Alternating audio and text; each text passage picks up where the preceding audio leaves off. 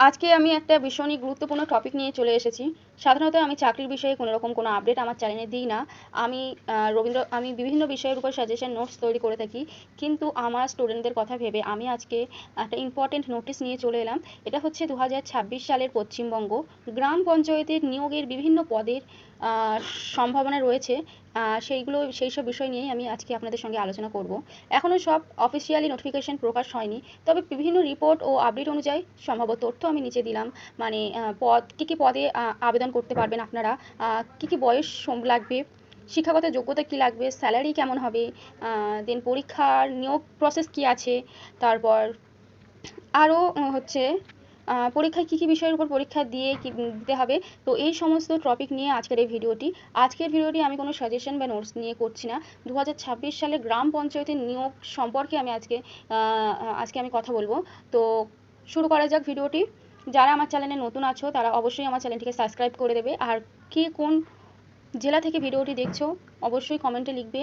তাহলে জেলা ওয়াইজ গ্রাম পঞ্চায়েতের যখন নিয়োগের নোটিফিকেশান আমাদের কাছে আসবে সেটা আমরা ভিডিওর মাধ্যমে তোমাদের সঙ্গে তুলে ধরব।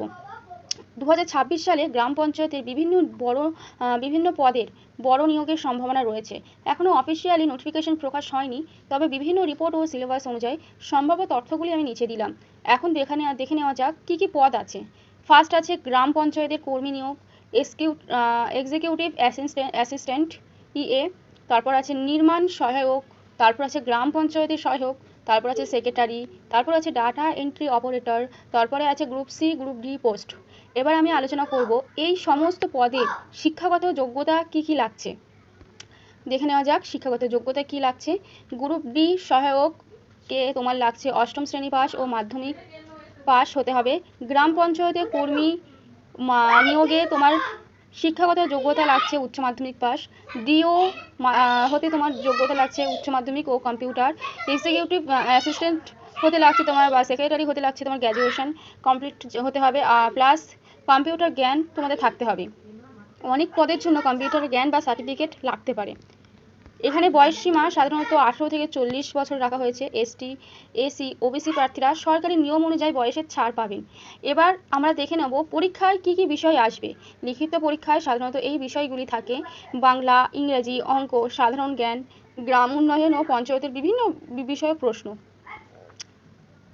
কিছু পদের জন্য পরীক্ষার ধরন: বাংলা হবে 25 নম্বর, ইংলিশ হবে 25 নম্বরে, অঙ্ক হবে 25 নম্বরে, জিকে মানে রুরাল ডেভেলপমেন্ট হবে 10 নম্বর, ইন্টারভিউ হবে 10 নম্বর, মোট 100 নম্বরে তোমাদেরকে পরীক্ষা দিতে হবে।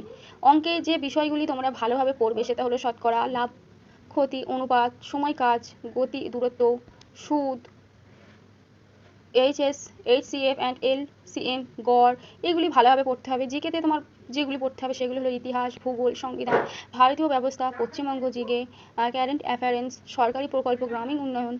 সিলেবাস প্রসঙ্গে অনলাইনে আবেদন করতে হবে, লিখিত পরীক্ষা দিতে হবে, ইন্টারভিউ ও ডকুমেন্টস ভেরিফিকেশনের মাধ্যমে তোমাদের ফাইনাল মেরিট লিস্ট প্রকাশ হবে।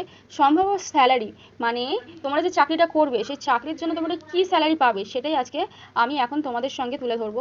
গ্রুপ ডি 18 থেকে 22,000-এর মধ্যে, গ্রাম পঞ্চায়েতের কর্মী 22,000 থেকে 28,000-এর মধ্যে, ডিইও হচ্ছে 25,000 থেকে 30,000-এর মধ্যে, এক্সিকিউটিভ অ্যাসিস্ট্যান্ট 28,000 থেকে 35,000-এর মধ্যে, সেক্রেটারি 32,000 থেকে 40,000-এর মধ্যে। পোস্ট ও ডিএ অনুযায়ী বেতন বাড়তে পারে। এবার মেন কথা হচ্ছে ফর্ম কোথায় পাবে। Officially website WB panchayat rural development, এইসব ওয়েবসাইটে আমি ওয়েবসাইটের লিঙ্কটা স্ক্রিনে দিয়ে দিয়েছি।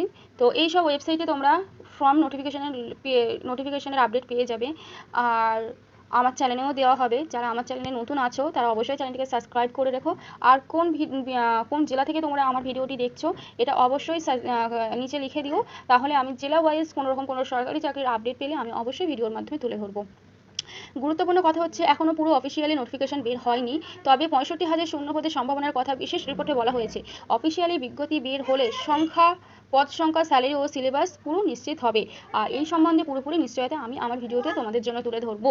ভিডিওটি লাস্ট অবধি দেখার জন্য অসংখ্য ধন্যবাদ। যারা ভিডিওতে নতুন আছে তারা অবশ্যই চ্যানেলটিকে সাবস্ক্রাইব করে আমার পাশে থেকো।